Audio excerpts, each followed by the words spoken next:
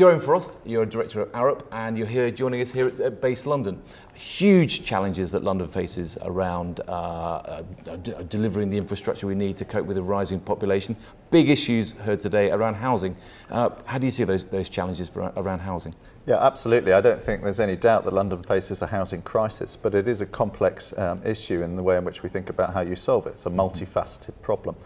So from my perspective, one of the big opportunities, frankly, is to capitalise on major investment in infrastructure and use that infrastructure as a catalyst for really upscaling our ambition in terms of development and the development of housing as part of that. So that effectively, it's by investing in infrastructure, you're opening up new areas that are potential for developing housing or affordable housing. I think so, but one thing I would argue, when you look across the globe where others are using infrastructure as a catalyst, their ambitions actually perhaps are going a bit further than ours.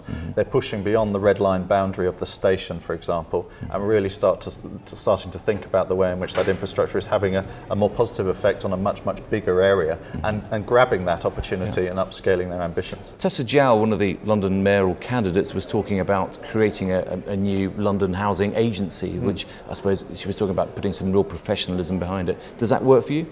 Well, I think one of the challenges that we face in terms of funding is the public sector really can't afford to fund as much as we need. So we're in a global market competing for infrastructure finance, and one of the things that those financiers are looking for is good governance.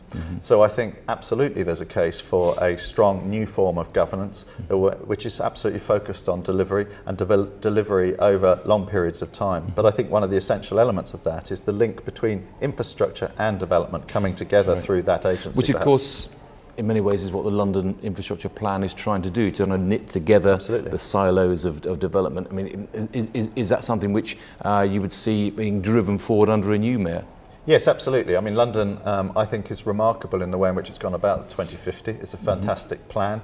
It's the envy of the world, actually, if you go and talk to other mayors around the globe at the moment. The trick is to be able to use that to attract the investors, and I think to link it directly into the way in which we appraise development opportunity, not just infrastructure opportunity. So 9 months or so before the mayoral elections in London, what advice, what challenges do you set out for the mayor and the next mayor? I think I would say be ambitious. I think we've got to really up our game in terms of scale and ambition.